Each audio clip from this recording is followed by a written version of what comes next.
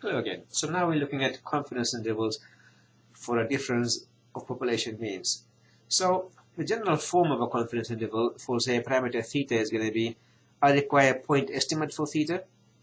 So I'm looking at population mean, that will be sample mean. I require some number from tables, and if I'm looking at means, it'll be t tables. Then I require the standard error of my point estimates. If I'm looking at a sample mean, my standard error for the sample mean was s on root n. So that's what I'm looking at here. So in this case, for a difference of population means, essentially, if I unravel the formula for the t-statistic, I'll get this. So I want to solve for this. So the first thing that happens is all this goes to the right-hand side. So it's t times all that. Then I've got x1 minus x2 bar plus or minus. So it's x1 bar minus x2 bar, and the t value, and then s times 1 over n1 plus 1 over n2. The plus or minus here comes in. So this is essentially my confidence interval, and so the level of confidence 1 minus alpha times 100% will determine my value of the degrees of determine my t value here. The degrees of freedom are the denominator for the estimate of the variance. So in the single sample case, my variance estimator was s squared is 1 over n minus 1 times the sum of the squares over there, and so my t distribution at t n minus 1 degrees of freedom. Here in my pooled variance, I'm dividing by n1 plus n2 minus 2. So that's the degrees of freedom for my t distribution. And whenever I require a t distribution here, it will be the same one, because my t distribution is tied in with my estimate of standard deviation. And that determines my degrees of freedom there. So as an example over here, for the last example, for the blood pressure one, I've got n1 plus n2 minus 2 is 12 plus 60 minus 26. So the 2.5 level critical value from the T26 distribution is that, and I get that from R. So a 95% confidence interval for the difference of means is x. Oops, not right. It should be x1 bar minus x2 bar. Excuse me for the errors. Then plus or minus the t value times s times 1 over n1, and that should be also plus 1 over n2 as I have in the second part of the formula. So here is the difference of the means, and here's my t value. That's my s pooled, square root of 1 over n1 plus 1 over n2, and that comes to 4.07 plus or minus 4.537, and that comes to this. But notice, earlier I had decided that I did not reject the hypothesis that mu1 minus mu2 is equal to 0. That was my null hypothesis. Means I said that the two means are the same. So the difference of the means here contains 0. So this interval contains 0. And that essentially means that the two means are not different. So mu1 minus mu2 here, that interval contains 0, which means these two means are different. And I've just said that over here in words. If I'm looking at a single mean, for mu1 for example, then there'll be x1 bar plus or minus the same formula as I had before for the single mean. The difference here is I've got n1 there, and this is my pooled variance.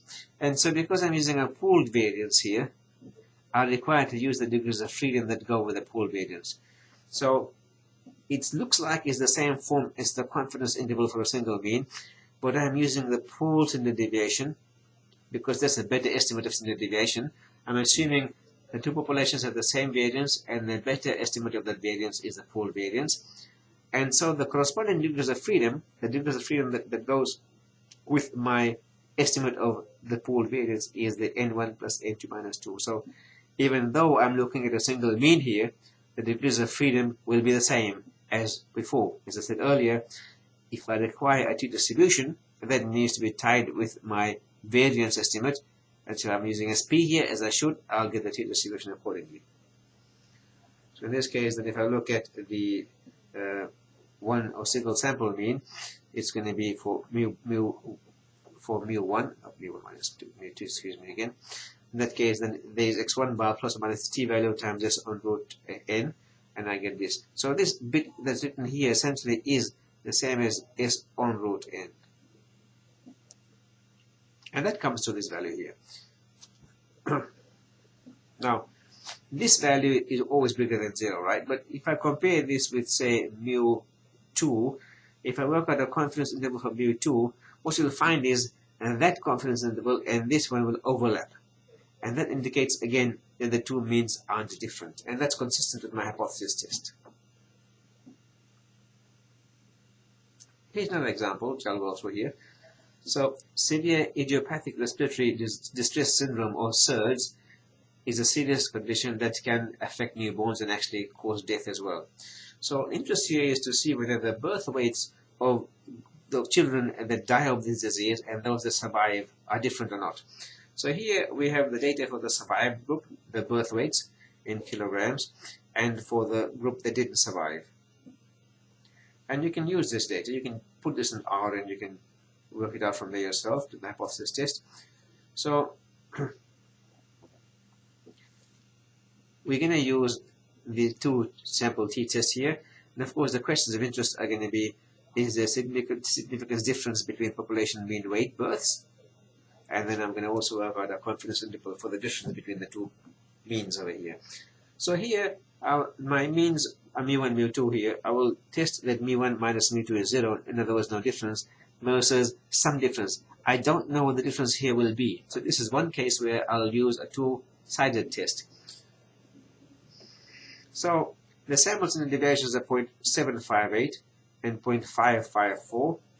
And so the ratio of the larger to the smaller is 1.37. That's less than 1.5. So that means I can assume here equal variance, common variance.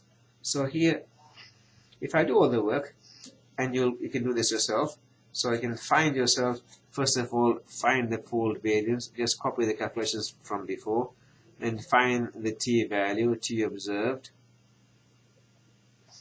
And then find the p-value. So what you'll find is the t-stat comes to 2.09, the p-value is 0.047, and so this is evidence in favor of H1. In other words, I'm going to reject H0 at the 5% level. Notice this is only just below 0.05. So the result isn't that strong. If in fact you were doing this seriously, you would say, well, this is so close that I'll do this again and get more data. And you can add the data to the current data to get a larger sample size so you can have a more powerful test. 95% confidence interval for mu1 take mu2, again you can calculate this yourself using previous ideas, is 0.01 to 1.07. So you can see here, while I've said the mean is bigger, mu1 is bigger than mu2, it's very close indeed. In other words, really, it's a matter of deciding here that is this difference significant from a clinical point of view. A 1 kilogram difference is quite large, but a 0.01 kilogram difference, in other words, this is going to be 0.01 times 1,000. That's a 10 gram difference. Is that really significant? So this is the kind of question we have to ask ourselves. So we'll finish here with a summary. The paired t-test is just a matter of difference the data and proceed exactly as for a one sample t-test. The independent sample test, t-test, I've got all the stats over here, all the formula. So pool variance first, the t-statistic next, 100 times 1 minus alpha % confidence interval difference of means, and then confidence interval for a single mean. Now, in the exams that you will be getting later on in the year, you will need to know these formulae. So, learn them off, please. Thank you. Goodbye.